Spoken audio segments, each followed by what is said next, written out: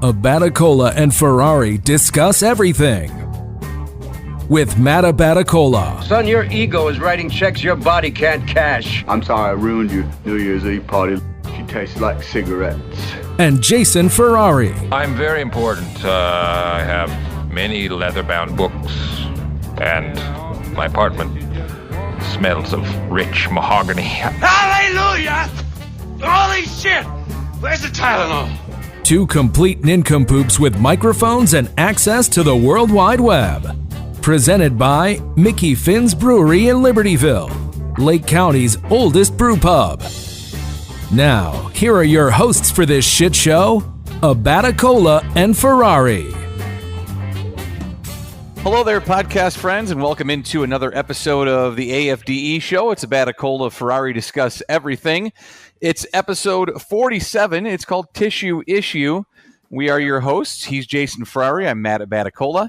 Thanks for downloading the program and being a part of our podcast each and every week. We do appreciate your continued support. We are brought to you by our good friends over at Mickey Finn's Brewery, 345 North Milwaukee Avenue in beautiful and historic downtown Libertyville. Check them out online at mickeyfinnsbrewery.com. They're on Twitter at Mickey Finn's, Facebook as well. They are the oldest brew pub in the state of Illinois, and they just tapped their Oktoberfest. It's always a good time of year to get on out and enjoy the beginning of the holiday beer season. The Oktoberfest is delicious, so get out there and check it out. Once again, 345 North Milwaukee Avenue. You can connect with us on social media at AFDE Show on Twitter, Facebook.com/AFDE Show, and you can email us anytime, AFDEshow@gmail.com. Again, this is episode number 47. It's called Tissue Issue. He's Ferrari. I'm Abatacola. What's going on, Jay? Not much. Just trying to get this thing situated over here. Okay. Nada. We just we're recording from Libertyville. Yeah. No. I think we're going to be fine. And we just enjoyed a nice frozen pizza dinner, some conversation, and looking forward to getting into it this week. And before we jump into Bear stuff, I know you had a pretty eventful weekend. So let's talk about our weekends. I'll share mine, and but yours sounds a lot more fun than my weekend was. So you want me to start? Sure. Well, you can tell by my bronze color that I spent some time outside this weekend. But my friends Tim and Mandy had technically a destination wedding, but as close to like a beach, like island vacation as you can get. They rented out this place called Gintaris Resort in Union Pier, Michigan, which is like right next to New Buffalo. And they had the whole place to themselves. So there's like a bunch of kind of like classic, like old school cottages, like there wasn't any new amenities or anything in them, but it was perfect. It was just like exactly what you needed. And then you're right on the beach. All the facilities are right there. Everybody's staying in that like same area. There were about 45 people. We went up there on Thursday and got back Sunday. So as you can imagine, it was pretty. I think it was a bite. The Matt's cat just attacked me. But it was amazing. I mean, it was just we just spent most of the time on the beach. They had some they had bocce ball and bags. You had great weather for it because it was hot. Oh, it was perfect. Yeah, it was perfect.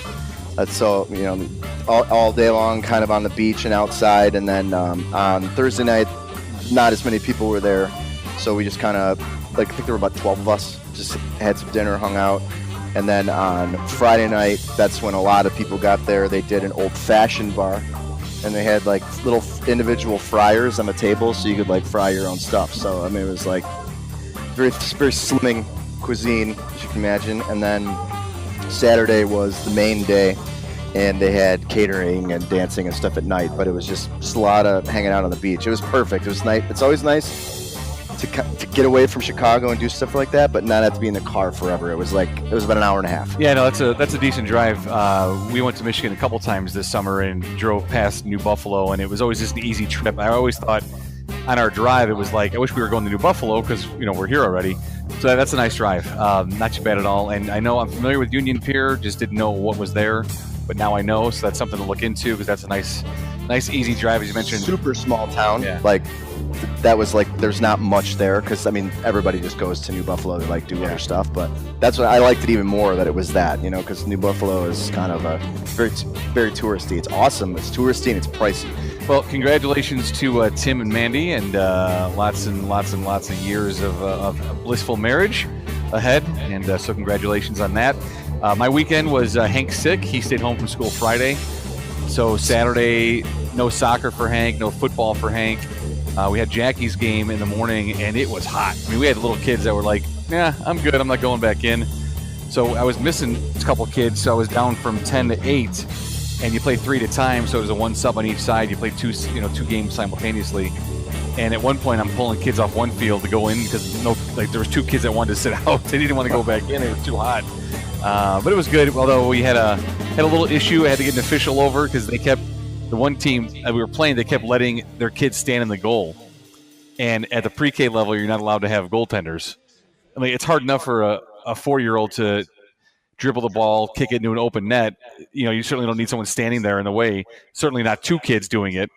So I had to, and the officials do a good job in the refs, but they're like 8, 9, 10 years old, you know, for our pre-K level. So they're not very aggressive with their calls or even blowing the whistle for that matter. So I had to get an official and let them know what was going on because I had parents that were like, "Hey, the kids can't stand in the net, you know, do something." I'm like, well, I'm not going to scream at an 8-year-old referee, you know, or yell at a 4-year-old kid. Or like go to the other coach and be like, "Hey, dummy, you can't let your kid sit there." So, but that was our only sports day, our only sports game on Saturday. So we had a slower weekend here without Hanky. But this coming Saturday, he's got a doubleheader soccer game, got Jack's soccer game, and he plays his football game not Saturday but Sunday this week, and they're playing on the high school football field. Like the one weekend a year where they do this for the flag football teams. So he's pretty excited about that to get up. What time's that? Is that before the Bears game? No, it's like right in the middle of it, of course. Okay. Yeah. So, but nice. But this Friday though, we're actually able to go out for the football game, and the flag football kids get to walk on the field prior to the varsity game. Really? Yeah. So that's neat. Yeah. So he gets to wear his shorts and his flags and his jersey. And then they walk out there as a team onto the field before the varsity. That's game. great, and they'll get a big cheer. That's awesome. Yeah, that'll be fun. Yeah, I'm looking forward to doing that. So that should be a good time. But let's get into the meat of our show today. Of course, week number 2 in the NFL, and a successful and pleasant game for our Chicago Bears as they take down the Seattle Seahawks 24-17.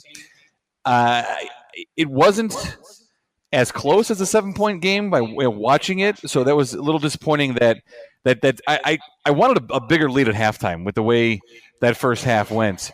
So I have a few issues, few concerns, a few people to highlight for this game, but it's a win. Matt Nagy gets his first win as the Bears head coach. They're 1-1 on the season with the 0-2 Cardinals on schedule for week 3. So let's get into week 2 and the Bears' victory over Seattle. What jumped out at you, whether it was plays, individuals, or the game overall? Well, I mean, I think we have one individual that jumps out that hopefully keeps jumping out. Mac just went bananas in this game. And as we were talking about last week, and as you just kind of assume when someone of that caliber comes in, everybody else is affected by it. I think what does Trevathan say? Like, we all hungry. Yeah. We're hungry. And you could just tell that, you know, like he's getting double and triple teamed, and these other guys are teeing off. And then, you know, so I mean, I don't know. We could talk about him for a bit, but I mean, that's who stood out to me the most. But the secondary, not secondary is position. Secondary people that stood out to me are like Roquan got his first start, which is what we were hoping for. I think if he didn't lead the team in tackles, he was maybe one off. He was all over the place. He was in coverage. I mean, that was just great to watch. That's what we expected from him when we drafted him. And it was great to see that. And then Trevathan had an excellent game, ended up winning NFC Player of the Week, NFC Defensive Player of the Week. You know, I mean, those guys really stood out to me. And then the unsung heroes are the people on the defensive line who are sucking up the blocks. Right. Goldman didn't really have a beast game by stat standards, but he was just wreaking havoc in the middle, you know, and Hicks is kind of doing his thing. You know, I mean, I'd say that there are more people who I could compliment than like then find negatives in, which is kind of rare, honestly. Even with the top 10 defense, there are still holes. And this, I'd say this was a defensive performance for 4 quarters that we did not see in week 1. There was some deficiencies and stuff, but that was because the offense wasn't converting on third downs and the defense was on the field for the whole second half. Right. So, with the exception of a couple of good drives. Yeah, I think unofficial numbers, if you look at NFL.com, they had Smith at eight tackles. He went from 8 plays in week 1 to 59 in week 2. So that's a significant jump for him. But they had Trevathan finish with eight tackles as well after the Bears went back through. So, yeah, he did win NFC Defensive Player of the Week, which it should have been, in my opinion, 2 weeks in a row with Bears players.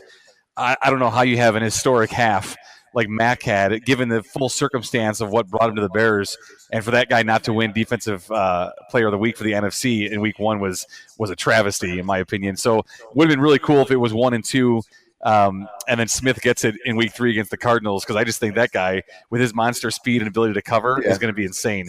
So it's looking really, really fun to watch. The only criticism I have right now, and this isn't even a criticism, it's just there's one note to point out and one criticism on defense. One note for me is Kyle Fuller, just not seeing the ball right now. I mean, he's excellent coverage, but he's given up a couple touchdowns. He's in position for whatever reason. I don't know if it's just a matter of getting things in sync for himself as a player. I don't know what it is, but he's there. He's not being beat. He's just not making plays on balls when maybe he could or has in the past. That's fine. I think that'll work itself out. The only thing I don't like, and I don't know the reasoning behind it, and maybe it is a lack of offense, because we saw a lack of offense in the second halves in both games so far this season, but too many points allowed in the fourth quarter. That's the only issue I have. I don't like seeing that the number of touchdowns, they put up 21 in the third quarter or the fourth quarter for Green Bay, 3 touchdowns for Rodgers, and then they gave up 14 on Sunday against Seattle. That's the only criticism, and that really is just looking for something to be like, all right, we got to find something to fix here. Well, but and again, that may be the offense that played into why those points are happening. But that's these games, honestly, like they're not as close as the score would show, and they're not closing them out. They're just not closing out games to the point where we're all nervous in the fourth quarter, because if that pick 6 doesn't happen, you honestly don't think Russell Wilson's going to drive? And we're playing elite quarterbacks week after week. Right. Rodgers is top tier. I put Wilson right up there. Well, next week we don't. Well, yeah, we don't know. We didn't even know who we're playing this week. They can't start Josh Rosen. I think they'd be foolish to do that. Right now with this defense getting some momentum going, break Sam Bradford in half. There's a pretty good chance that we might see Rosen though, but certainly not as a starter, because Sam Bradford, that dude's as fragile as it gets. Yeah. Is Glennon the third string? Glennon's a third string quarterback. He's not there because Rosen is the backup. Okay. Yeah. Well, because they haven't announced who's gonna. I mean, it's still early. Bradford, though. I don't know. You want to throw the kid out there right now? I do think there's a good chance that we see 2 quarterbacks this week. No, yeah, I think there is. But I'm thinking about it too. I was driving home. The Bears, they started Trubisky against the Vikings when their great defense last year, because Glennon was just so bad. Has Bradford been? I know they got shut out this past weekend, but has Bradford been so bad in these first 2 weeks that the Bears were forced to start Trubisky? I mean, that certainly was not the plan, but they were forced to. I mean, have the Cardinals reached that point with Bradford in 2 games after giving him all that money in the offseason? I just don't think they're not getting great offensive line play. They're not getting run play. So it's just Bradford back there. Okay. They lost a couple. I don't know. They lost a couple of their 3 of their wide receivers. Jeez. So a brand new coaching staff. I didn't know what to expect from them. And I figured we'd see Rosen mid-season, but it would be more injury based than anything. Right. I saw a good tweet from someone today in the NFL talking about the Seahawks and Denver. Like, if Elway was smart, he'd be going after Russell Wilson with a whole bunch of picks and a nice package to try to get Russell Wilson away from Seattle, because I think that's going to end poorly this year. I love that kid in college. I love him as a pro. I think he's a winner, obviously, and he can make plays on his feet. Even his small stature, the guy is a solid NFL quarterback. But I see that thing going a lot worse for Seattle than where they're at right now. And if Pete Carroll survives this year, I'd be surprised. Right. Yeah. Well, I mean, Seattle refuses to fix that offensive line. It's just they fill it in with random scrap heap guys. Like I don't think the only big key signing I can think of was the guy with like the hilarious name, like J.R. Sweezy. Like I feel like he's like a rapper. Yeah, DJ Sweezy. Yeah, he's like Snow opening act, DJ Sweezy. But they did draft a stud running back, but he's hurt. They decided not to bring back Jimmy Graham. Like, they've got some Baldwin's out. So it's and we've seen this on offense for them a lot, because they've been so reliant on their defense that on the offensive side of the ball, it's the Russell show. He's literally been he's had to do it for years. Last year, I think Paul Richardson stepped up a bit, and then he's now somewhere else. I can't remember who signed him, but he was their number one wide receiver. I think it's important too. Bears fans should take note of this to really take the time to appreciate what you're seeing right now in Khalil Mack, because it goes quick. It wasn't that long ago that Seattle defense was a game you would highlight as a football fan.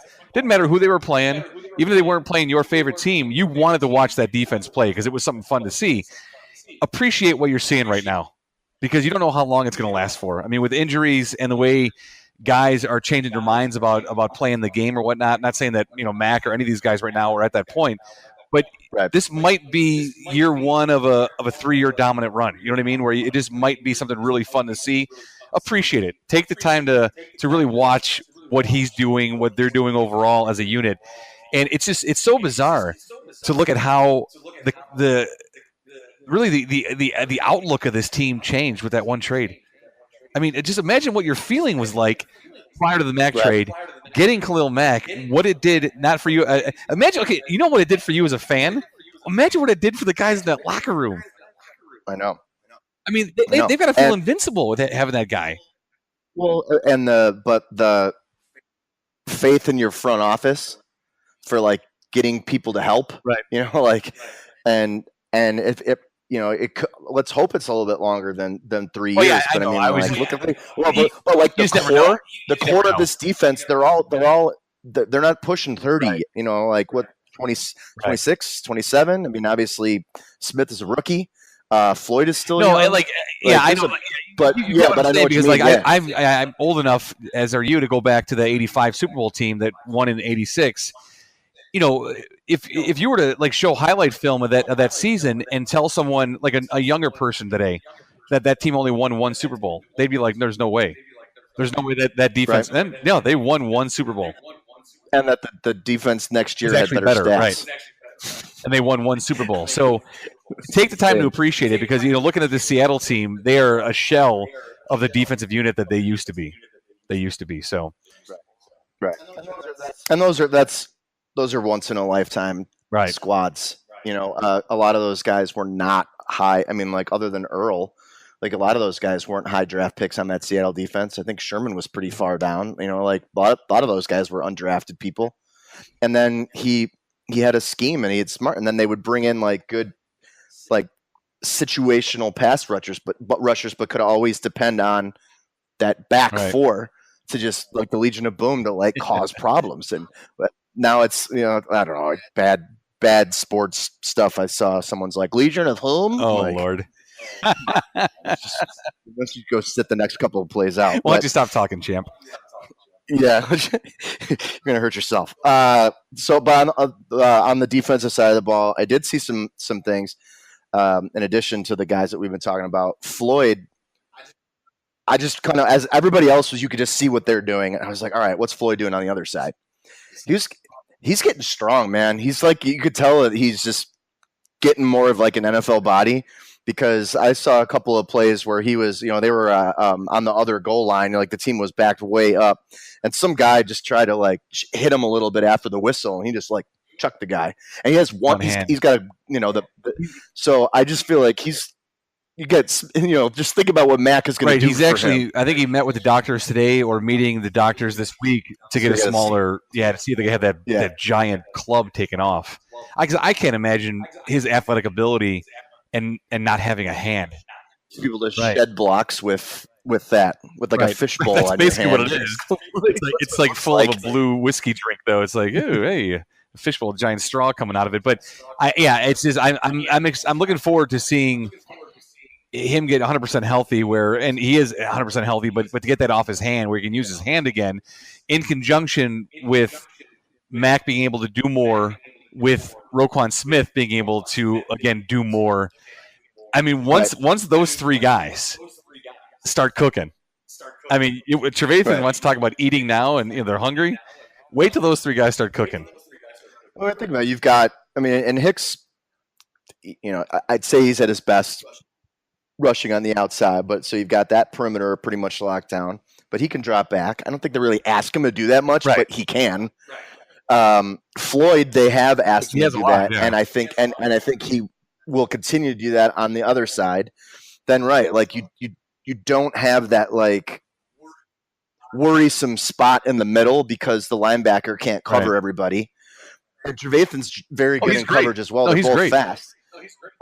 So that stuff that's been killing us, the big plays, that happens sometimes. Like that kind of stuff happens where the safety, misses a play over the top, whatever. Someone bites on a fake, like that stuff happens. But we get killed by not being able to protect the middle of the field. Like teams know that they could just eat us up because we haven't had anybody who can run with anybody. That's what was irritating me in Lambeau at that game. Seeing it in person was just those damn crossing routes. I mean, those short, quick crossing routes. And Torque Witkowski, and you got guys that are trailing 5-6 yards behind. It's like and he's getting the ball out in under 3 seconds. It's like you can't ask the pass rush to get there in a snap of a finger, but those crossing routes. And so now hopefully that changes because it's those quick crossing routes and those quick little corner, or not corner routes, but those quick post routes, those little skinny posts. The Bears have gotten killed on that, regardless of who the defensive coordinator has been, regardless of who the backfield has been. It's always happened. It's like, let's take that away because it drives me insane. Well, yeah. Ever since Urlacher was gone, like we've given up the middle of the field. Like that's always, all the time. I mean, he would say the bend don't break, but it was just like, but it adds up. Like if you keep completing 8-yard passes, guess what's going to happen? Right. And we'll get into some stuff that I have on offense as like but for some reasonings for that. But one other thing, I brought this guy up last week, and I don't understand unless they just don't think he plays great against the run, is Robertson Harris. Like they started Bullard again. I need to make sure, but I'm almost positive he had a majority of the snaps. They weren't running on us, and he's clearly not getting a pass rush. Like Robertson Harris, he's going to be that guy on that other end. Like he's going to be that guy. He's 6'7". You just need someone to get their hands up, get in the way, do something. Like Bullard's just not getting it done. I think he eventually will get the majority of the plays because what I hear about him from guys that cover the team, everyone is extremely high on him. So I don't know what the situation or what the reasoning might be now for less playing time. Yeah. Maybe just to grow a little bit more. Maybe there are things that happen obviously outside of game days that we don't know.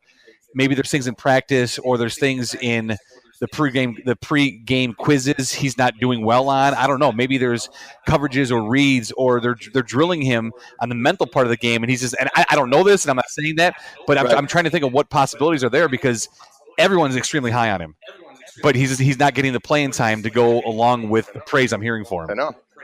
I mean, they had him playing equal playing time in the preseason against starters, and he outplayed them. So if it's got to be some kind of an understanding, it has to be the mental side of it. That's the only thing that makes sense. Because I feel like Bullard when he came out of Florida, I wanted him to be that guy, and I think he can be a rotational guy, and I think Harris is gonna end up taking that. But I mean, that's all. Then the last thing was you tweeted out about it, and number 99. He did actually. It's funny after we said that. Like you could tell that. Well, I mean, like, this is what happens when you Right. practice and when you Right. actually play.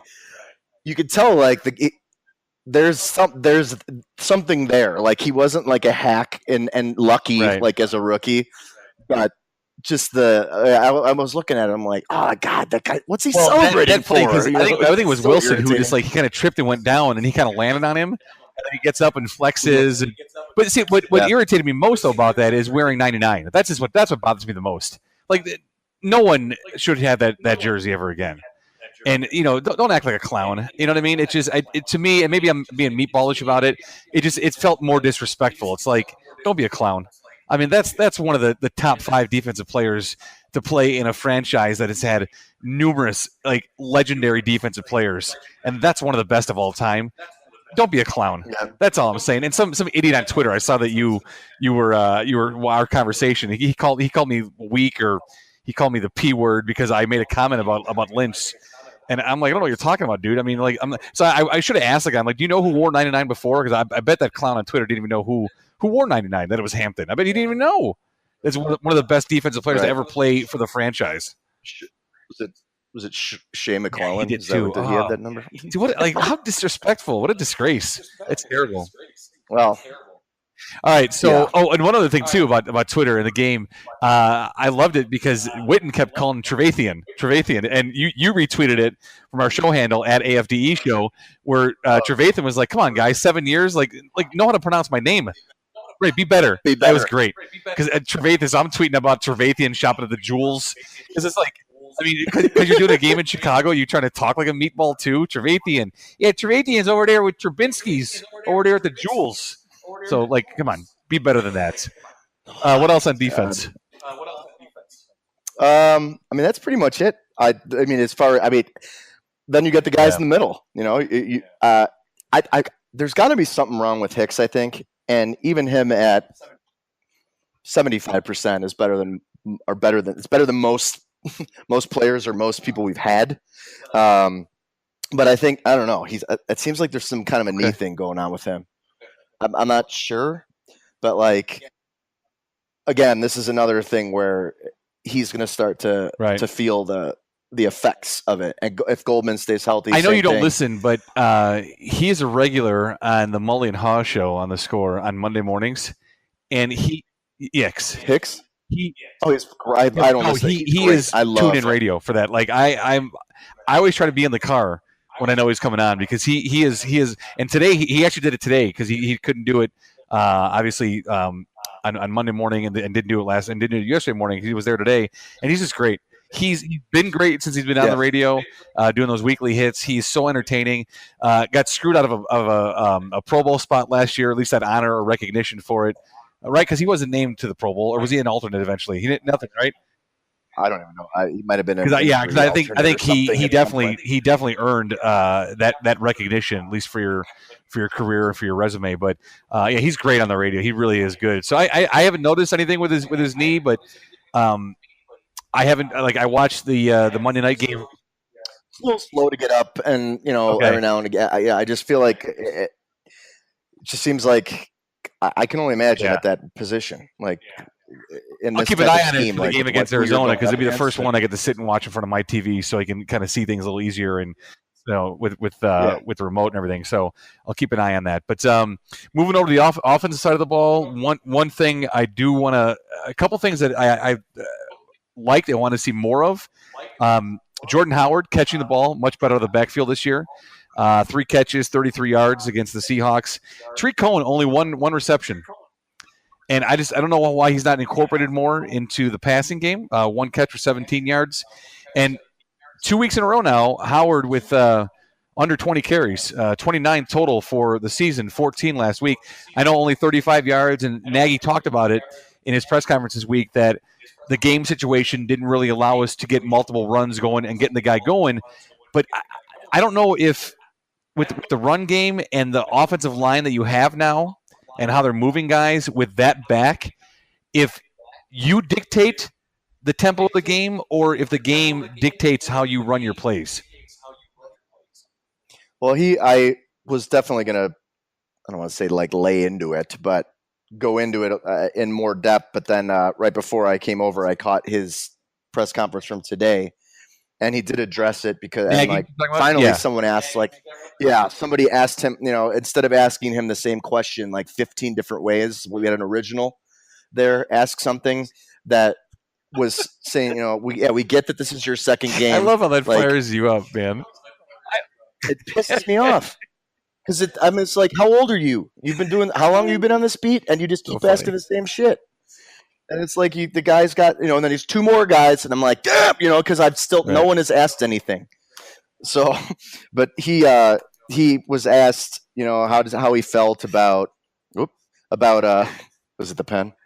Is it the pen? How he felt about, if he felt better coming into this game or coming out of this game than he did out of the first one. And then, if he's learning from it, if it's changing like how he's calling plays, that bottle's going to go, isn't it? No, she won't knock it over. Okay. Your cat's making me lose my train of thought. About Nagy, how he came out of the game? No. Yeah, but he was talking about like we want to get him incorporated in a bit more. But he said something that really interested me, that he kind of like, this guy's very transparent, which I appreciate. But he said, when you get into a flow of the game, you start calling things. He's like, I've been in the same system in the same place for a long time to the point where like everybody kind of knew what was going on. So it was like one mind, like thinking of like, we're doing this. And he said, I've got to get better at knowing that like plays that worked in Kansas City aren't going to work here. Like, it's from a personnel thing to a skill set thing. And I'm like, good. That's actually because they didn't have a running back like Howard in KP. Right. I know, but Kareem Hunt was the lead rusher in the NFL last year, wasn't he? The Chiefs. Yeah, but is he the same style? Same. Yeah. Okay. No, but still. No, I'm saying they certainly ran the ball with success, but right. But I mean, like in 2 games, Howard doesn't even have 30 carries. But you said something about this offensive line, and like one of the big things that like I've got like an issue with one guy that I've had for a bit, not Whitehair this week. I know that's crazy, but he wasn't mentioned. So that's good. It's like the long snapper, long snapper. That's a new episode name. I'm going to add that to the list. It's like the long snapper not getting mentioned. No errant snaps. So that was good. But Bobby Massey is just not good in the run game. And you could just see they were getting stuff behind the line. And he's like, and you can't just only run it to the left. Like, they're going to know that, and they are. Seattle is pretty good up front on the defense, on their defensive front. So, he's a weakness, and he's only. I think he's good in pass protection, but he's serviceable. He's not that strong, to the point where I'm making a bold prediction that a guy who was a defensive player, undrafted last year, who started most of the preseason at right tackle, is going to end up being our right tackle this year. I think Massey gets because in pass protection I thought they've been good these first 2 games. I think any breakdown, a majority of any breakdown in the passing game has come to Mitch having quick feet and not seeing the proper things he needs to see, which is fine. I'm not worried about that. But I think overall their pass protection has been really good these first 2 games. Right. Well, footwork. And not even just his progressions, but some people. Some wide receivers are just running. They're running bad routes.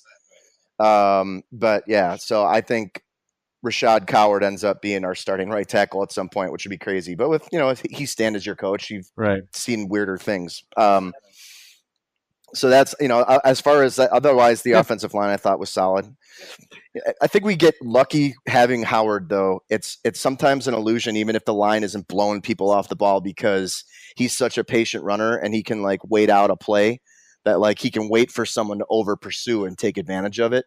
So it's not like he's going through these just huge holes. He's a patient runner, and we're lucky to have that. But we need to see him more involved. Period, because. They've been playing with leads 2 weeks in a row. That's right. You need to be running the ball. Period. That's football 101. Yeah. You need to secure the lead. But not only that, though, that makes it easier on Trubisky to Right. Well, but not only that, but not to have to make a throw on 3rd and 1 when you got Jordan Howard in the backfield. It's like why raise that risk when you can just do like Killer Cat keeps attacking Ferrari. That's fine. Yeah, so I mean, and then it would take some pressure off this kid to have to make plays. A lot of criticism over the last couple of weeks of Nagy, the offense, and especially Trubisky, and I think it's misguided criticism. Let's get into at this point, asinine, right? And the Pat Mahomes crap thing is just like, well, he better be better than Pat Mahomes. This guy, apparently, Pat Mahomes is going to the Hall of Fame next week. I mean, if you listen to talk radio and people that call in, particularly, people don't. If you're gonna do something, it's got to be legitimate apples to apples comparison. Not like, okay, fine. There is one little thing to be said about someone going from the same draft class, and then that's it. That's where it ends. Patrick Mahomes got drafted, played in the best offense in the league last year. Didn't have to play it down until the end of the season, and it has over a year in that system. Trubisky played in a very bad offensive system for his skill set, came in as a rookie and played the last 12 games, and then now is learning a new offensive system. Like it's not fair to have in week 2 those and kind of even last year. I don't know what you thought of his play last year, but he certainly wasn't, oh my God, this is one of the best rookies ever. But I saw games and flashes and moments that I could see, even in my dumb mind, I could see what Ryan Pace was seeing and why he moved up to get this guy. I thought the Lions game, I thought it was the Lions. I don't know if it was the first or second Lions game, but there was a Lions game where he drove them down for a field goal. I don't know if they won or if they missed a field goal, but I mean, he had a great drive at the end where I just thought, all right, I see what they're seeing in this kid. Yep. Well, we saw him be able to kind of freelance and make plays, outside the pocket and stuff. I mean, and we talked about it all preseason long that I still think that's the case. We have our franchise guy. Like, I don't think after 2 weeks he's not at all. But I think the comparison to Pat Mahomes is ridiculous. Just on paper, you can look at the circumstance, and it's completely unfair to have any kind of comparison. Right. And let's wait and see what Mahomes does. If he throws 4 or 6 touchdowns a game every week for the entire season, great. Then the Chiefs might be onto something here. I told you, what I didn't talk about any other quarterback last offseason. Yeah, to you. So it's not surprising to me, but he had a chance to learn, and Alex Smith did not make a ton of mistakes. Right. He was a good mentor for him. Mitchell. He had Sanchez probably not. I don't think Glennon was helping him out. And Sanchez was I think he learned how to be a better pro, but that's it. Now he's got Daniel's got the perfect person for him. So you've not only do you have a basically a rookie quarterback who's learning a brand new system, but you've got a guy who's only play called a little bit last year. So you've got someone who's trying to get his feel for not only offensive play calling, but calling a game. So, I mean, it's not like they lost 45-0 and they never ran the ball once, so people need to, I think, relax a little bit. We just know we expect more and we want to see more. And then as these, we want to stack some wins. And if it doesn't happen, I just want to see the important guys, the core guys, stay healthy so this season can develop properly. Because if you don't have the guys you need on the field, then it sets the entire movement forward. It sets it back. It sets back how Nagy's going to coach, how he's going to develop as a head coach. It sets Trubisky back. It sets the running game back. It sets the passing game back. These guys stay healthy. I'm excited to see what happmes. And for people to be negative right now is ridiculous. It was a game that honestly I think they gave away in Green Bay. A game at home on Monday night, on a night where you're celebrating one of your greatest linebackers ever. And you win a game. I mean, it's what is there to be so negative and critical of right now? Because he's not Pat Mahomes with 8 or 10 touchdowns, whatever he has. Well, no, but then those are the people who are probably calling the score to say that Chase Daniel should be starting. So stupid. It's just that kind of stuff. Another thing. Oh, so from our offensive skill position guys, Burton, That's who we think Right. we thought That's we a were little getting, shovel right? pass, Like yeah. you can definitely utilize some. Oh, that was still good. I mean, like he's very good, and I think he's definitely acclimating into that number one role very well. So I expect to see more of that from him. Robinson had a big night. Guy had 14 10 targets, catches, what did he catch, 83 10? yards. Yeah, it's like, okay, that guy better have 15 targets a game because he's a beast, absolute beast. Right. Like, make it easier on your young quarterback too. That guy is going to make catches. Yeah, I just can't believe. I can't believe what they did in the offseason because like we didn't get to see much of it in the preseason, which is fine. And I know, they were talking about all the stuff we haven't seen yet, all the stuff that you're going to see on the offense. Fine, that may come, and you need to start getting some basic stuff through first. What you're going to identify yourself as an offensive unit. But good grief, man, Allen Robinson, like it's nice to have an actual wide receiver. That's not a lunatic. That's not going to create problems off the field. That's about the team. It's nice to actually have a real NFL wide receiver. Yep. I agree. He's definitely the first like real number one guy we've had in a while. You go back to obviously Alshon Jeffrey, but he wasn't that typical speed guy that a lot of people wanted. Robinson's all of it. Jeffrey had pieces of it. So that's a rare. For me, you go back to Brandon Marshall, who I loved as a wide receiver, but was just an absolute lunatic. I mean, right? Granted, the guy's got his things he's dealing with, and I'm not getting on him that regards, but like that affected the field. But it affected your on the field stuff. Yeah. I think we started to see a little bit of our number two in Gabriel. We talked about this last week, and I think I need to see like less of the trick stuff with him because like if you watched what Gabriel's been good at in his career, like people immediately said he's going to be our slot guy. He's never been a slot guy. Like maybe he's run a slot route, never been a slot guy. He takes the top off because he's insanely fast. So like we need to start putting that more down the field instead of they're very dependent right now on Yak. And that's I'm not feeling that because we're losing yardage on plays too. I mean, like it's the same thing with Cohen. Like they're running him more than they're running how well, but not from a pure handoff standpoint. But we're in short yardage situations and they're handing the ball to Cohen. Okay, if he doesn't make a standard Cohen play and like is able to like make six guys miss and go for positive yardage, he's getting smoked. He's 5'6". Like it is what it is, And Gabriel, they're doing the same thing. They're kind of doing like wide receiver screens and things like that, where it's like, all right, every once in a while throw those plays out, but like it's not going to work. I think hopefully they start getting Miller more involved, as we did see when they do get him involved. He catches the ball, got a big touchdown. I know we're gonna see more and more of that from him.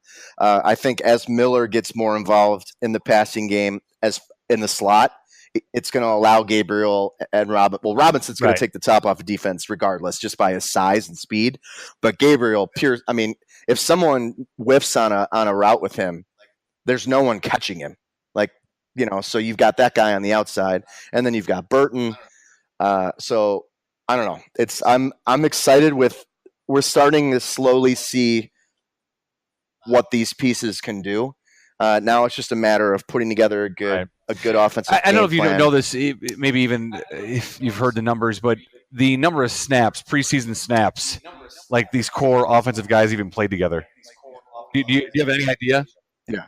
Well, I mean, I watched every single. No, I don't know that I watched every game though. Most of them. So saw nothing. Like it's not just like getting started right now. They're 1-1 with a game that, again, you can say how you want to say it. They gave it away. Right. But you know what? They lost it. So, but they're growing as an offense. I mean, this is. You ask him, and he said, "How long did it take for this thing to click with Alex Smith?" He said, 5 years. Right, and for Bears fans are now ready to fire Nagy, and they're ready to bench Trubisky. But that's like, look at all the really, really good, like the really, really good quarterbacks they've been in the same system for a long ass time, if not right. You mean like Aaron Rodgers, who system. went late in the first round and sat behind Brett Favre for 2 or 3 seasons before he even got his first shot? Right. But I mean, look at Brees. He's been in the same system. Brady's been in the same system. Like, I mean, these are like Hall of Fame people that we're talking about, but that's important. Like that, you not having to learn a new offense every year, that matters. That's important. And having people that you can rely on around you, that matters. I mean, so we're seeing the beginning of something, which is good. So like the people who are crapping on all over it already, it's like, dude, the season's just literally just started, and it's not like 2 games in. I already want to just not watch TV anymore. Which is right. Like, and we talked about this last week too. That it's you can. And this is what I've done as a fan is I've looked at it the first 6 games of the season, the final 10 games of the season. A team can really do something in those final 10, and based on how you figure things out in the first 6, that's what the Bears are doing. They're figuring it out, and once they get their identity down on the offensive side of the ball, guess what? Here's the thing: the defense is going to be weeks and weeks ahead already at that point. Once the offense figures out what they're doing, Nagy figures it out, and he knows what Trubisky can do and what they do well and what plays to go to when it's not scripted and how to go to a game, that's what's going to be important. Once he realizes what Trubisky does well and sees quickly and sees easily, and they start getting those handful of plays and they start rotating them through out of different formations with the same play, that's when you're going to start seeing the offenses click. Right. And you could tell, like, that's the kind of preparer of games that Nagy is, because both opening drives weren't just like they were like 80+ yard drives for scores, and they were like with ease. So like right. So and obviously you can't script a game. That's completely unrealistic. But yeah, that's how it's going to be. Like you're going to be able to see what your guys can do, and so that's super exciting, man. Other stuff on the offensive side of the ball. So third downs and routes. It's something you and I talked about a lot just over the years. And it can't just be on the player. There's got to be some coaching involved here. I just don't understand, because I watch every other team do it. We've watched 2 teams play against us in 2 weeks. The first down whose guys run past the marker on third downs, and our guys are like, you've got a 5'6". What is Gabriel? 5'6", 170, trying to knock 2 people out of the way and stretch. Run to the marker, please. Like, that's a problem, and that's why the defense is sucking win in the fourth quarter, because we weren't converting on any of our third downs. I'm tired of seeing wide receivers catch the ball behind the line of scrimmage, and I'm tired of seeing wide receivers or tight ends on 3rd and 7, 3rd and 8 run 3 or 4 or 5 yard patterns. And they're trying to say, okay, well, you have to. It's up to you to get 3 to 5 extra yards. That's hard in the NFL. Yes. That's very dependent on yards after the catch, this offense. And it's like, yeah, that's real hard. I mean, these are some fast people that are trying to do this, but you're also playing real ass men, NFL defenses. They're not like falling for it. They know, like they're like, okay, the coaches are literally like, they're standing at the marker. Like, you got to be right here. And our guys it's 3rd and 8 and they're running 6-yard routes. I don't get it. And it's happened regardless of who the coaching staff is. So I don't know why that is the case. Penalties set us back a bit too, especially with holding and alignment stuff. But I think that's overall this 10 or 12 2 games. Yeah, it's just in key situations. So it just seems like it's more learning. Yeah, there's a lot of moving parts. So I mean, but that's really everything that I saw. I think. Right. Yeah. So one thing I wanted to get into was ESPN, and now they actually came out after the fact saying that they made a serious mistake. Of course, what we're talking about in the Hall of Fame ceremony, a ring celebration for Brian Urlacher, where he was given the ring by Virginia McCaskey, and the still shots I've seen of it look pretty cool. I mean, seeing her give him the ring was pretty exciting.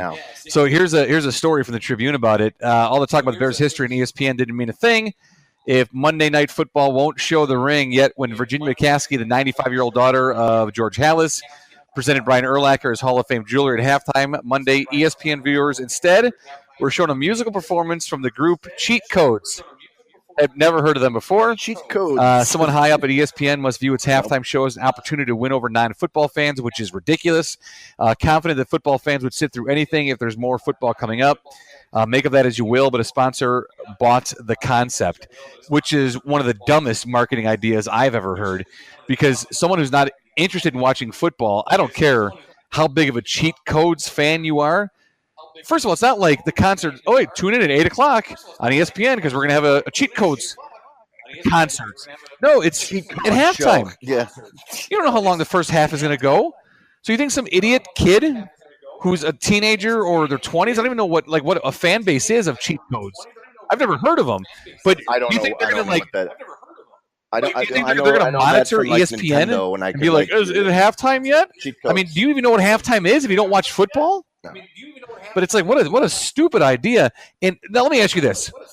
Do you think if it was a Baltimore Ravens game and Ray Lewis was being honored at halftime, if Aaron Rodgers was being honored at halftime? Oh, actually, I don't think they would have showed the game. I think they would have just shown Aaron Rodgers. Let me ask you this. Knowing his relationship to the media, if it's Larry Fitzgerald on the Cardinals being honored at halftime, do you think ESPN shows that? I do, absolutely. Without a doubt. Ray Lewis, Aaron Rodgers, his ceremony is bigger than the actual game itself, I think. I think they even show Larry Fitzgerald when he gets his Hall of Fame ring. But to snub Brian Urlacher says a lot to me, and I don't know if it's just the way they feel about him and how he was as a player, because he wasn't a talkative guy. He's not the same guy now that he was as a player. Certainly not. Certainly was not open to the media, didn't even like talking to me, and quite frankly wasn't that good at doing it to begin with. But if it's another guy now, well, right, like those three guys I mentioned there is no way that happens where they show a Cheat Codes concert instead of showing Aaron Rodgers getting his ring in Lambeau. How do you do that to the Bears, to Virginia McCaskey, and to Brian Urlacher? And you wonder why people hate your product so much? Because you screw yourself every chance you get to ruin your own product. People in the booth, it was brutal. But and this, I don't think that I don't know what they could have said that I would have been like, oh well, whatever. But the fact that the quote is, that was a miss. Right. Listen, here's the story of the Tribune. So there wasn't even a clip of the ceremony coming out of a commercial break or a freeze frame the announcers could talk over. Urlacher was shown watching the game from his Soldier Field suite in the first half with his upcoming ring ceremony, and they mentioned it, but that was it. And Jay Rothman, ESPN's vice president of production and Monday Night Football producer, said that was a miss. We should have played it back. We did not play it back. Our halftime show does what it does, but we could have inserted it to start the third quarter and should have. Like, how do you – to me, first of all, that segment doesn't happen. It's Monday Night Football, and you're not going to show the ring ceremony from one of the founders of your league, his granddaughter, giving the ring to one of the greatest linebackers ever who just went into the Hall of Fame at Soldier Field on Monday night in a game where they're winning – where they were one of the most talked about teams in the offseason, and you show something called Cheat Codes instead? And what the defense did the week before, and what the defense was doing already. Like, even if they didn't plan on it, you're like, sorry, Cheat Codes. We should have played it back? Yeah. How do the announcers not talk about it? I mean, this is Jay Witten. That guy been in the league for how long? You can't be like, wow, what a great ceremony that just had, or what was it? I remember playing against Brian Urlacher. I mean, anything? Are you kidding me? What a joke! Nothing. What a joke! But they had to have been told and not to trust say me, anything. In TV, you don't say anything unless your producer tells you to. Period. So they certainly were told not to talk about it. Okay. We're not going to it. We're not showing a clip of it. We're not showing. I can't see 10 seconds of it. We're not showing anything. It was definitely not talked about. Yeah, because I can't see like Witten and McFarland not being like, they respect the hell out of the guy. Like, I can't have him be like, well, you guys missed. What are they going to say? Right. You guys missed a hell of a halftime ceremony. I'm telling you though, if it's saw. a different player, that doesn't happen. I don't give a crap. If it's Rodgers, Lewis, even a guy like Fitzgerald, who I love, I guarantee that they show that ceremony. It's crazy if it goes that far back, because if anyone watched any part of Hall of Fame weekend and like second best speech that was given, like good of a man he is. Yeah, how good a man he is. I mean, and like all those teammates are there again. The ones who flew are there on the field. What could that guy have done other than? It's not like I'm. He wasn't like a jerk. Right. I just don't. I don't like talking to people. Like, right. You could tell he certainly wasn't. He certainly wasn't a jerk. But he certainly was not media friendly, and I get that for TV. But you've got to understand how he's evolved over the last year alone. To miss that is more than a miss. That's something you get fired for. That's a total mistake. And how many fans like this guy? Basically, like if they've never heard him speak in their lives. I saw him play football. Like anybody watching Monday Night Football would have loved to see Brian Urlacher. I know. I've had more Super Bowl halftime shows that I've deliberately walked away from and or not watched because I had zero interest. You think I'm going to sit down and watch some band named Cheat Codes when there's an opportunity to see Brian Urlacher and Virginia McCaskey for her to give him the ring at Soldier Field? I mean, are you on a perfect night too? You had a great weather night. It wasn't like there was dealing with bad weather. Like when who was it? When Butkus and Sayers got honored in that tsunami. Oh yeah, yeah. But you had a great night. Yeah. You had teammates there, and it's like, and you teased it in the first half. I showed him in the suite, and then you don't do any of it at halftime. You get fired. Right. Yeah, that's not on top of it. Dude, I thought I missed something when I went to the bathroom. I'm like, what? It was cheat codes. She's like, no, nothing happened. And I said, yeah, she's like, what the hell? It was like a music video. Codes? I was like, what? All right, let's get into something else here too, football-wise, because there was a great question that I've been wondering. I heard Mully and Haw this morning, and they were talking to Akeem Hicks, and it was unfortunate when he said goodbye, he cut it short. He's like, okay, guys, I got to run. Well, not short. I think he was on 12 minutes. As soon as he hung up with him, Mully was like, I wanted to ask him a question as a defensive player if he knows what an illegal hit is on the quarterback or if he knows how to tackle the quarterback. That's what I want to know. I want to know how these guys know what is a clean hit on a quarterback, because now 2 weeks in a row for Green Bay in Clay Matthews against the Bears, two very different hits, but I think they got completely screwed. As happy as I am what happened, they got completely screwed in that Vikings game. Completely screwed. The referees stole that game away from the Packers. I'm fine with it. I'm fine with them being 1-0-1 instead of 2-0. I'll take that in a second. But they absolutely got screwed, and the referees in the NFL office stole a game from the Packers against the Vikings. Well, then, and did you see so of all the places for me to be when this statement comes out, I'm at Will's on Monday. And people, I'm sitting there and I had to put my headphones on because I was getting so annoyed with people bitching about that, but just about that. And then also that Wisconsin lost to BYU. So it was a little negativity going on. I know it. I didn't even put those two together on Monday. With the Vikings game and that BYU lost. Oh, my God. Dude, when someone started talking about, like, Pete started talking about Wisconsin, I'm like, he's like, dude. Well, I was like, you don't even care about Wisconsin. I mean, I know you're a Packers fan. Like, you don't care about the school, dude. He's like, not as much. Right. But people were so pissed. But, and they're going into it, and I'm like, guys, I'll be the first to admit to you that, like, I think that they got hosed on that call. And then, like, right after I said that, the statement that came out, and it was like, the NFL is going to be sending the clip of Clay Matthews making the tackle, and as an example, a teachable moment to teams. So not only, like, oh my God, that's even worse. Not only did they make the wrong call and steal a game from the Packers, but they doubled down on it with their stupidity, and they're like, this is what we think you should do. Yeah. And it was not the right call. It was a terrible call. Yep. But, it happened earlier in that game, too, against the Vikings, which then allowed the Packers to keep the ball. And also, I think they scored a touchdown as a result of it on a terrible play. I don't get it, man. That's about as clean of a hit without trying to injure someone as you can get from a monster tackling a quarterback.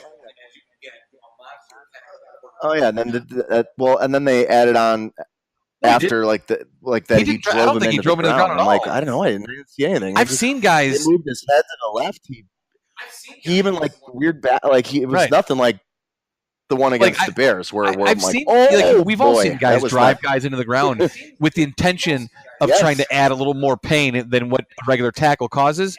That was certainly not one of them. He wasn't high. He wasn't low. He didn't lead with his helmet. No. His head was up, shoulder pad into the midsection. That's an ideal tackle. Ideal. Dude, if you weigh more and you're bigger than a guy you're tackling, guess what? He's always going to go down to the ground with his feet up in the air. Like he's not going to be tackled with his feet cemented to the ground and rip his ankles in half. Yeah. Well, I just think that's a total joke. And as much as I hate to admit it, Packers fans got screwed. The Packers got screwed, and it's going to be a problem all year because you can't even get a uniform answer out of referees from game to game what an illegal tackle looks like. Right, and then they try and bring in, they've all got the guy in the booth. Yeah, I love that too because you'll see that on Fox. They're like, let's go to Mike Pereira, and the screen goes to his chair, and he's just getting into it because he's not sitting there the entire time. He's got to be watching monitor somewhere, right? So he's like. No, he's probably you got to go back. You're I don't want to talk about this. Aside from that game too, I laughed out loud into that game. Minnesota kicker misses 2 field goals. They end up going into overtime. He has a chance to win it in overtime as time expired and misses again. I mean, that poor bastard. Unbelievable. Another game to highlight too was the Browns game. I don't think it would have mattered because they ended up kicking. If the Saints kicked the field goal, so they would have won 21-20. But how do you miss an extra point? I mean, that's just it's terrible. I don't know what's been happening the last several years with that. Like, I know that there's some rule changes and moving stuff back and forth and blah blah blah. But how do just kickers? I don't know. It seems to be affecting games way more than I ever. One thing the NFL I'm sure is happy about that these first 2 weeks of the season, you haven't seen better passing stats in NFL history than you have with yards thrown, touchdowns thrown, completion percentage. I mean, it's the best 2 weeks to start an NFL season for quarterbacks in the history of the NFL. So they've got to be loving that. But that makes me angry when the Bears put together this ferocious defense. If we start seeing calls that affect games that are not illegal hits, that are called illegal hits on guys that we're counting on to make plays this year, that's gonna then I'm gonna be an angry Bears fan again. They asked Mac and Trevathan that today, and Mac actually said you're talking about the Clay Matthews thing. He said. It's the way it's being called. He's like, you gotta be smart about it. But he did not say it was a bad call, good call. Right. I don't think any player should be like, oh, I got hosed. Just stay out of it. But it really is going to depend on that moment right then and there. How they call it, not what you do, how they call it. Because one other very specific team situation. I don't know if you're up on because I'm really not. But what's going on in Pittsburgh? Obviously. The issue with Le'Veon Bell is one thing, but Antonio Brown, what's going on with Brown showing up today or something? And just it sounded like he made some comments about Roethlisberger. I don't. So that stuff I didn't see the Roethlisberger stuff. I didn't see until I was almost here. But yeah, it just seems like I don't know what the issue is there with. A little lost. Is on top of things, has he been there too long? Is the message not getting through anymore? Maybe people aren't. Maybe he's he seems like he's a little like that guy. Maybe people are not buying anymore. They're not feeling it. They're seeing other teams be successful where their coach isn't like that to them. It's not like a perfectionist and no, it's my way. Or, sounds like that's what's happening in Detroit just too. Won a Super Bowl. When are you going to learn that the Bill Belichick tree doesn't really sprout, buds and leaves and Yeah, right. Thankfully for us, the Andy Reid. All right. treat does, Here's one other so, story too that I don't know if thankfully. you saw this or I thought it was interesting. Eric Dickerson. Did you hear Eric Dickerson's comments? Oh no, I only saw the headline. I need to read about that. You're talking about the Hall of Famers. So there was a statement that came out. Eric Dickerson, like he told TMZ that he wants the NFL to play Hall of Famers, that they deserve a salary of $300,000 a year. If you're a Hall of Famer, you should get paid $300,000 a year, as well as insurance for the rest of your life. Now, the insurance for the rest of your life thing, I'm down with, and I think the NFL's got enough money they can work around something, and they could put clinics up or fly guys around to a certain clinic somewhere, whether it's New York or I don't know where you put it, but make it accessible for these guys to get free insurance who gave their bodies up to play your game and got it to where it is. Now the $300,000, I don't know where he came with that, because that's like $95 million, north of $95 million in salary, where he's just making stuff up. Now it came on some letter that he wrote in this statement, and apparently there were some guys who were mentioned, Hall of Famers, that didn't want to be a part of this. Most notably, Kurt Warner and Jerry Rice, whose names were on there. They're like, hey, no, we're not in on this deal. We're doing okay. We're not going pee in our ovens right now, and we're doing TV work and stuff. So, I agree with the whole idea of some kind of insurance. And if the Hall of Famer, which a lot of them are already deceased, their estate, their family can get something out of it, I would think. But I think it's a little excessive in this $300,000. But there again, it to me, and the reason to bring the story up is that it highlights another issue the NFL has, and it's not just on the field issues like we're talking about what's an illegal hit, but they have issues outside the field, as we know, with the Kaepernick stuff. Yeah, it's just bad. No, it's been a PR nightmare for a while. And in a long time. I can't remember a win. But what's interesting, though, and I think people who say this, I'm actually going to start laughing at people now when they say that eventually football will go away and die. It's actually growing with all of these issues. So my thought for the day, to wrap up my NFL thoughts, imagine if they had like an actual commissioner that was not just like a hand puppet for the owners, and if they actually ran a decent league. Owners, yeah. Like, could you imagine what the NFL could be? I mean, it's amazing what they are now.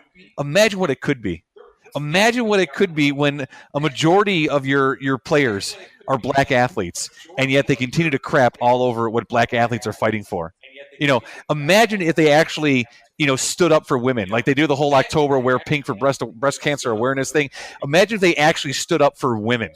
What they could actually do as a league. And look at all the good that there are players. The Bears were the first team to maximize the team initiative, and players put up $250,000 for social injustice movements in their community. Imagine, like, all the good that's happening now. Imagine how much more could be done if they actually ran a decent league. Yep. Yeah. What's the name of the owner of the Clippers? Old owner. Do you know what I'm talking about? All I can think is Donald Sterling. No. No.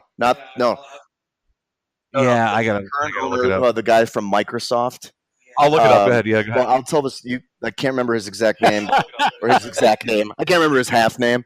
But he was the end of the show guest on Bill Maher this week. Steve Ballmer. And yes, and they kind of got into the NFL, and more the crime thing, and then like how he it's looks like a guy I like want the to crime party thing with. and the He looks police like thing, he's and then fun. how it's affecting the league. Oh, seriously? Oh my God, he sounded like It's a great Chris picture of him. Farley. Like he's a guy crazy, but like in a good way. Yeah, but he basically took a shot at the NFL without saying it, saying like how proud he is to like be a part of. Oh no, that's that league. Wait, we talked like about the NBA, like, and we've talked about that before. But like, when he said that, I'm like, man, I know. Yeah, we talked about that like, with God, Steve Kerr and Greg only. Popovich, the coach of the Spurs, and how outspoken they are. And Popovich, on more than one occasion, has said, "I'm so thankful to be a part of this league and what we do and what we stand for and how we conduct ourselves." It clearly, obviously, is a shot not only at the NFL but at the political landscape within our country right now too. Right. That really seems to feed into the meatball attitude and really ignore important issues of the NFL. I mean, it's just. And he like kind of he brought it all home by saying, like, you know, our league is similar, if not more, African Americans. He's like, and then, you know, we obviously have a lot of people from Europe as well in our league, but you know, the fact that we stand for the national anthem, and that's not like we allow people to do whatever they want, basically. Like in terms of that, he's like, but we stand for the anthem. You know, he didn't like completely crap on the NFL, but he was just like, because that's what they were alluding to and try and get him to do. And he was just there's definitely a big difference. And one final thing before we get into our tweets of the week, and I know you have some tweets that you've pulled out from our Twitter handle. I didn't know I'd tell you this, but I'm in a pool this year, and it's a really, really neat pool. Crystal's the dad got me in on it. His buddy runs it. He's been doing it for years. It's called a 33-point pool. And so you do a blind draft, and you get a team that's your team for the season. And if they score 33 points in that particular week, you win the pot. If no one scores 33 points, it just rolls over, and then the pot increases. And I'm like, well, this sounds pretty cool. And going back and look, like after a while, I was like, well, how many teams score 33? Go back and look at it. I started researching a little bit. A lot of teams scored 33. We had the first week of this season. The final game of week 1 was the Rams and the Raiders, and the Rams scored 33 points. So the guy in week 1 won the pool. Now in week 2 it didn't happen, but they also have a consolation bracket where if your team gets shut out, you win like $50. So a guy who has the Cardinals this week won $50. So guess what team I got in my blind draw were the Houston Texans, who averaged 17 points a game last year. So if I even sniff 30, I think I'll be lucky. So I was ticked about that, but what are you going to do? Oh, geez. And the Rams, they scored 33 and 34 now. Whoa. Yeah. They scored 33 and 34 in 2 weeks now, so they're right around that 34 mark, that 33 mark. But I thought it was kind of a neat pool, something different than having to make picks or do things, because I got so tired of it. Yeah, it is pretty cool. I got tired of doing the other thing. Anything like that. That's pretty cool. Yeah. All right, so let's get into our tweets of the week. This is where we go from our Twitter handle at AFDE Show. We highlight some of the Twitter handles that we follow, and Jason shares those with you. And, of course, I should call this segment the highlighted tweets and the onion. Onion tweets of the week. Well, we're going to start with the onion this week. I'm trying to change it up by starting with them instead of ending with them. This one it just made me laugh because, like, announcements were coming out about the new iPhone, and then another, there's like 9 versions of the iPhone coming out at the same time, and like headlines saying, "Hey, here's the newest way Apple is screwing over carriers." At The Onion, Apple announces new trading offer for customers to exchange their old iPhones for absolutely nothing. Okay, this is a retweet by Grubhub, so we don't necessarily follow. What is it? Aaliyah Neiman at Aaliyah Neiman, but it says Taco Bell is on Grubhub now. My life is complete. I did not know that either, and there's no Taco Bell near me, I might so have I to see torture that you again happening and in go my to future. Taco Bell. No, I might do it. Well, just yeah. No, I can't eat again. Oh God. Well, when you use the last 2 times you've done it, I've been hungry. So Danny Trevathan at Grindin59. Yeah, you mentioned 2 things. I think that it's year 7, fellows. Learn how to pronounce my name correctly. Yeah. Come on now. Be great at everything you do. I like that last sentence. Be great at everything you do. No, at no Jason reply, Witten thanks. at NFL_MNF. Yeah. No. Yeah. They were probably told not to respond, because they couldn't say anything in the booth either. Dan Pompey, along the lines of what we were talking about. I love that how diplomatic he was about it, because he could have easily been like, shit the bed. But how can ESPN not show Urlacher Hall of Fame ceremony? Completely missed the mark there. And at Josh Gad, he's been a favorite of mine and the show's lately. And there was a tweet that came out from Variety, the Variety magazine handle, that said, Henry Cavill's future as Superman is cloudy. Warner Brothers focusing on Supergirl. And he said, please stop asking. No, I'm not taking over the role of Superman. I want I was thinking of him there's going to be a new Superman, and Ben Affleck is out as Batman, right? Yeah, so you got a new Batman, new Superman. in I an think so. absolutely horrible run of DC movies right now. Yeah, for sure.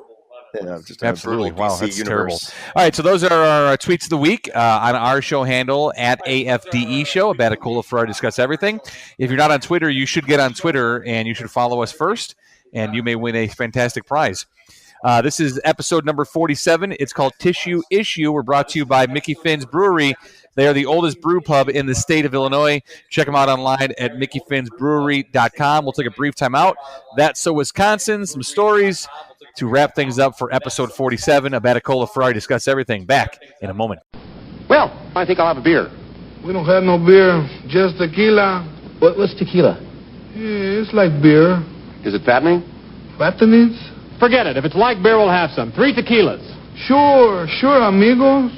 Enjoy yourselves. But try not to get into too much troubles, okay? Welcome back into episode 47 of the AFDE show, Batacola Ferrari Discuss Everything. We're your hosts, Jason Ferrari, Matt Batacola. This is episode 47. It's called Tissue Issue. We're brought to you by Mickey Finn's Brewery. They have their Oktoberfest is tapped, is ready to roll, so get on in there and try it out. 345 North Milwaukee Avenue in Libertyville, the oldest brew pub in Illinois, mickeyfinnsbrewery.com. Live entertainment every Friday and Saturday night as well. So longer first segment there, but lots of Bears stuff to get into, lots of NFL stuff to talk about, and it's a great time of the year as we are looking forward to Week 3 of the NFL, and we'll look forward to discussing hopefully another Bears win as they take on the Arizona Cardinals this Sunday. It's a noon game, right? Noon game on Sunday? Yeah. Yeah, so first noon game. Yeah, thank God. So we'll look forward to talking about a Bears victory next week for you in episode 48 of the AFDE show. But right now, we like to start off segment 2 of every episode with That's So Wisconsin. We like to highlight a great story that revolves around someone from the great state of Wisconsin. It's brought to you by our friends at Will's Northwoods Inn, 3030 North Racine in the South Lakeview area. WillsNorthwoodsInn.com. It is more than a Packer bar, more than a Wisconsin bar. It is a fantastic local neighborhood bar in the great city of Chicago. If you like beer, drinks, food, and good people, then Will's is a spot for you. WillsNorthwoodsInn.com, and they bring you That's So Wisconsin. Our story this week is from Fox6now.com. Headline, Wisconsin's newest pro baseball team is the Milwaukee Milkmen. Wisconsin's newest pro baseball team coming to Franklin will be known as the Milwaukee Milkmen. The team website says it will be pro baseball that's utterly different. Did you say what league they're part of? Or okay. The Milkmen will be the state's first American Association of Independent Professional I don't know exactly Baseball either. Team. I wonder if it's similar to the Chicago Dogs, which is, I know they got great marketing going on and they got great colors, and they're right here in Rosemont at a new stadium. But I don't know, man, the Milwaukee Milkmen. They will call the Ballpark Commons development in Franklin their home. The $125 million mixed use development will feature a 4,000-seat stadium, which will also host the UW Milwaukee Panthers, commercial and retail businesses, restaurants, up to 212 apartments, and various entertainment and active lifestyle. Wow. Yeah, in keeping with the dairy theme, the website shows left field and right field areas of the new ballpark will be called the Pastures. Also, right center field will have an area called I'll go check it out. Creatures. I think anything in Wisconsin is fun. That sounds fun to me. I would have preferred the Milwaukee Cheeseheads. I mean, like really go all in for it. I do like that though. Utterly entertaining. That's fine. So bad. The Ballpark Commons is planned for that's spring so Wisconsin, opening. the Milwaukee Milkmen, the team's first independent Illinois associated Niner. Close the link. Yeah, Niner. I don't. Brought to you by I don't know what Will's Northwoods Inn. That's the Wisconsin 3030 North Racine, South Lakeview area. Check them out online at willsnorthwoodsinn.com. Add a little bit of God's country in the heart of South Lakeview, willsnorthwoodsinn.com. Brings us to our funny stories, usually funny stories you find for us. Sometimes they're scary. They mostly revolve around poop, but we'll see. Sometimes they're scary. They mostly revolve around poop, but we'll see. Yeah, I don't. You know what? Funny you should say that. This isn't a poop story, but it's definitely it's where poop comes from. Man rubbed fruit on his bare bottom at supermarket and put it back on display. A man accused of rubbing fruit on his Michael Dwayne Johnson, The Rock just did it. 27 was spotted by an employee on Saturday at the Giant supermarket in Manassas, Virginia. A statement from police said the employee noticed Johnson picking up produce, pulling down his pants, rubbing the produce on his buttocks. I just love that word. Gross. And replacing the produce back on the shelf. Manassas police were called, and Johnson was arrested and later charged with indecent exposure and destruction of property. Best sentence in the whole article. Offers said the supermarket had to destroy several pallets of fruit after the incident. I need to dig into these. A little bit more to be like. So you're like, what? Are you making a statement? Or yeah. I mean, you're taking produce off the shelf and rubbing it on your butt. Like what? Gross. I don't get it, but whatever. So that's a thing. This I thought was super funny, and I didn't even know that this came out because I don't have the I didn't do the latest iPhone update, which I think came out Monday, which is 12, version 12, and it's called the Measure app, and it allows you to so. They used an example of, say, for example, if someone the vet wanted to know how Peyton, for example, our puppy, for example, how tall is he, how long is the dog, that kind of stuff. You could do that, or you could do that to measure a table or cabinets or things. Of course, people are I don't know if Apple didn't think that this was going to be for dick pics. So the article is on Mashable. How will the Measure app affect dick pics and investigation? Oh man, I read Chloe Bryan. She's a writer on Mashable. She always does sarcastic stuff like this, but it's so funny. She's like, "What did you not think? Or what did you not think people were going to use the iPhone's new Measure app to measure their dicks? The new feature, which debuted in iOS 12 on Monday, allows users to measure items on screen in real time. That means that it's easier than ever to determine the exact length of your pet, but it also means that could be a few changes to how people sext in the future." And then, the article title itself is funny, but the tweets that they put in for people that they were what do you call it? They aggregate. This guy said the iPhone updates Measure app begins the Renaissance era of dick pics, and he's got a picture of his pajama pants and a remote. Let's see. Now that iOS 12 is out, I will only accept dick pics in the form of a Measure app screenshot. Can't wait to measure my dick with this new measuring app. #Apple.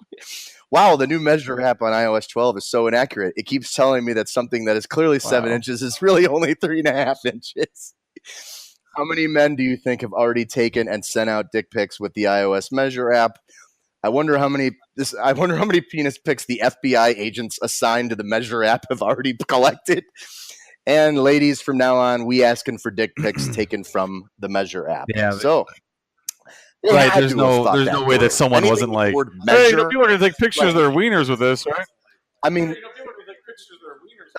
there are practical uses. Everything that I mentioned, makes total sense. Well, you're looking at my software updates for the iOS 12. Photos introduces new features to help you rediscover and share the photos in your library. You need someone to help you rediscover the photos that you took in your library. Anyway, I guess Memoji, a new, more customizable Animoji, make messages more expressive and fun. Screen time helps you and your family understand and make the most of the time spent on devices. Siri shortcuts deliver a faster way to get things done with the ability for any app to work with Siri. Augmented reality becomes even more engaging with the ability for developers to create shared AR experiences, and new privacy features help protect you from being trapped on the web, unless it's Facebook. Right. Yeah, because nothing says Right. it's better for your family than spending more time on your phone and customizing emojis. I mean, I love me a good Bitmoji, but like only for the one purpose. Otherwise, I didn't even know what it was a thing. So I don't know if you've heard anything about Beto O'Rourke. Yeah, Florida. You know, he's making progress. And Texas. Hoping, I think, as we've been in Texas, yeah, and I think we've kind of talked about this a bit, where we weren't quite sure, like, who was going to maybe step forward in the Democratic Party. Like, I think he's, even if it's not completely intentional, like, I feel like he's kind of being pushed in that direction. But, you know, the psychopath that he's running against basically made a joke today, Ted Cruz, saying that if he's elected, he's going to, what were the exact words? Because I don't want to make that mistake. I'm sorry? Outlaw barbecue. I'm sorry?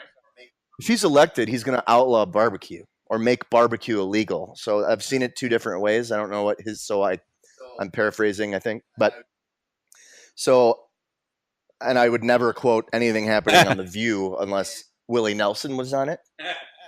And Willie Nelson was on The View, and it's Willie has 3 blunt words for Republicans angry over Beto O'Rourke's support. How do you feel about the conservatives being angry at you? I don't care. The 85-year-old native Texan said, I don't care. They're entitled to their opinion, and I'm entitled to mine. Nelson is performing a fundraiser for O'Rourke, so it's a big deal, who is challenging Ted Cruz in a tighter than expected race. And I don't know if people really know, because I don't know if they have this weird thing that if you're like a country fan, that you're like on the far right, but he's been supporting Democrats since like the 60s. So he's like, I mean, he's like a weed guy. Like, he is the Democrat guy. He said he's surprised by the backlash since he supported Democratic candidates his entire life. He doesn't mind taking flack over it. I love flack, he cracked. We're not happy till they're not happy. And then here's a great little sidebar to the article. Nelson has a new album of Frank Sinatra tunes just out called My Way. That for sure. I am going to be listening to the hell out of that. Speaking of Ted Cruz, I don't know if you saw this Onion tweet. It says Ted Cruz attempts to connect with voters by wearing more handsome man's face as mask. And there's a picture where it's like literally a man's face was cut off his skull, and he just wears it as it's like Silence of the Lambs kind of a thing. They've had some really like just off-color stuff this week. Trump pours himself a glass of chocolate syrup on rocks to unwind after a stressful day. He's got the Hershey syrup. No, there were like 3 or 4 that I was going through, and the Apple one I thought was timely. But Chuck E. Cheese's announces new lower prices, but the restaurants will be dirtier.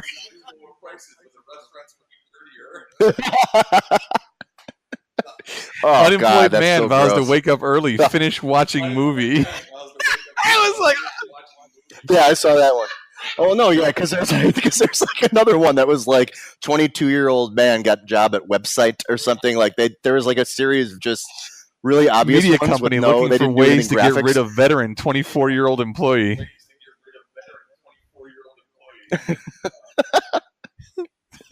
Oh man, so funny. Clickhole had one that Onion retweeted. Did Sesame Street go too far yesterday when Big Bird ate an American flag? Oh yeah. That's some yeah. What? Okay, let's get a little bit into that just for a second, because I like had it as a topic and deleted it because of how stupid it is that people like are making a huge deal about like the Bert and Ernie thing. Right. Who cares? Right. Like, who cares? Like, why do people even if as a joke? Why do you like have to like do children's programming and like make them gay? Like, why is that a thing? Like, why do you care? Like, anybody back in the day was like, if I had to think about it, I think Bert and Ernie are gay. Like, it's just like such an odd. Why do you even go there? Like, who got there? So stop it, cat. Go away. And on that, making our favorite childhood things into dirty sex folk.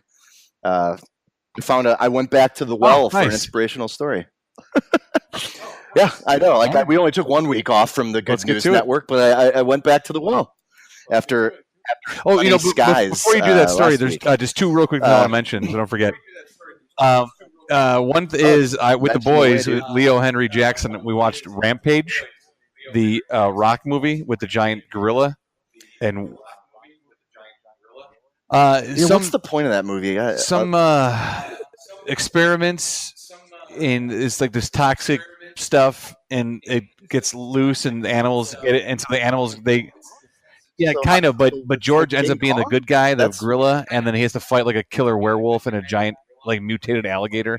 So anyway, I was gonna say about the movie, don't watch it. Secondly, had no idea the Emmys were on. That I missed the Emmys. I watch the Emmys every year. I didn't know that they happened. Oh, is that what it was? They were on Monday night. That'll explain that. Yeah. Oh, they were on against Monday Night Football. So because the two dudes from SNL hosted it, and I wanted to watch because of them. I just had no idea it was on Monday night. And I had we're talking a record-setting almost meltdown because the sling Slack. That's what I used to I got literally the only channel that wasn't on the orange was ESPN, and I'm freaking out, you gotta be kidding me. And as I'm going through, I'm like, the Emmys are on, we can watch those. And Trisha's just figure it out. Pay, what do you have to pay to fix I told you it? you should have got Sling and not Slack. That's the problem. Yeah, no, I just made up my own cable service. So that's it. Emmys, which I always watch every year, I missed, and don't watch Rampage. So that's. I feel like you could. I don't want to watch it now. That's one of the things I like to tweet live. Yeah.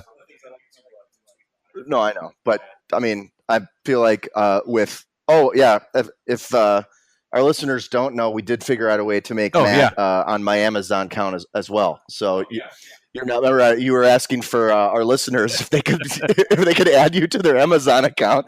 So Matt's now on my Hulu and my Amazon, and I don't think you've used either of them, have you? Ever. Because it expired and you yelled at me. The Amazon thing, because they stopped. They stopped emailing. They emailed me. They're like, "Hey, your family member did not accept your invite. It was 14 days. Like what? I know. All right. It was 2 weeks. All right, so I woke up at 4 a.m. Why not? Because my sleeping. And I saw that email, so that's probably but you did it quickly, so I'm like, Matt's up. Why wouldn't I be up? Because it was 4:30 in the morning. I don't sleep. All right, let's get to our inspirational story of the week as we wrap things up here for you on episode 47, Tissue Issue. All right. GoodNewsNetwork.org. Watch Dad's reaction to being surprised with beloved car he sold to pay wife's medical bills. It has been 12 years since Wesley Ryan watched his beloved car drive away from him, and the sight broke him in half. That's his quote. Back in the day, Wesley was known around San Antonio, Texas for his white 1993 Ford Mustang, which he finally called Christine. But when his wife and high school sweetheart, Laura Ryan, was diagnosed with ovarian cancer, Wesley sold the car to help pay for her mounting medical bills. It's not his world, but it's one of the pieces to his heart. You just can't replace it with any other vehicle, Wesley's daughter, Jenny Ryan, told CBS News. He's not materialistic. He just wants his family taken care of. And at the end of the day, this all started because my mom was diagnosed with cancer. And my dad, being the man that he is, he decided to sell his vehicle in a heartbeat. So as a means of thanking their father for all his years of kindness and devotion, Jenny and her brother Jake tracked down the very same Mustang and presented it to their father earlier this week. The one he sold. Wow. The same one. Yeah. So Jake managed to find the Mustang's VIN number on Craigslist, and within the same day, the siblings explained the situation to the owner, struck up a deal, and drove an hour and a half to pick up the car in the city of Kyle. With the help of their mother, now cancer-free, Jake and Jenny asked their father to meet them in a Kohl's parking lot for the surprise. They blindfolded their bewildered father before parking the Mustang in front of Wesley. Needless to say, he was overcome with emotion when the blindfold came off. The siblings took a video of their father's reaction and posted it to Facebook, where it's been viewed thousands of times. I know how much it broke him in half seeing that car drive away, and I'll never forget Jake captioned the video, "Well, she's back home, Pops, and here to stay this time. Looking forward to building this car with you this time instead of being in a booster seat looking out the window." If you want to see the video, it's really cool to watch because the guy, he's very, very overwhelmed, and he's literally words cannot explain how important this to me and what it means to have this vehicle back and brought back to me by my family. So if you go to goodnewsnetwork.org, you can just search for, actually it's one of the first articles if you go soon, but it's Watch Dad's reaction to his beloved car. It's and awesome. The whole video is That's there. really, really cool. But, yeah, that's very cool. Yeah, they found the car, the 1993 Ford Mustang that the guy had forever. Yeah, that's cool. It's the exact same one. That's neat. Very neat story. Right. Very cool. So that's our inspirational story of the week. I'd like to leave you feeling positive as we wrap up our show. And this is episode 47, Tissue Issue. Thank you for downloading and listening and being a part of the program. We do appreciate your continued support of the Abaticola Ferrari Discuss Everything podcast. Check us out on social media at AFDE Show on Twitter, Facebook.com/AFDE Show. And always, you can email us anytime, afdeshow@gmail.com. I want to thank our segment sponsor, Will's Northwoods Inn, 3030 North Racine, willsnorthwoodsinn.com. Add a little bit of God's country in the heart of South Lakeview, as well as our presenting sponsor, Mickey Finn's, 345 North Milwaukee Avenue in beautiful and historic downtown Libertyville. Oktoberfest now on tap. MickeyFinnsBrewery.com. Check them out at Mickey Finn's. They are the oldest brew pub in the state of Illinois. Not many good things in the state. Mickey Finn's is certainly one of them. The oldest brew pub in Illinois. Remember, life is short. Take care of those around you. Love your people that are in your life. Love them well. For Jason, for Matt, for Finns, for Wills, thanks for listening. This is the AFDE Show, Abaticola Ferrari Discuss Everything, episode 47, Tissue Issue in the books.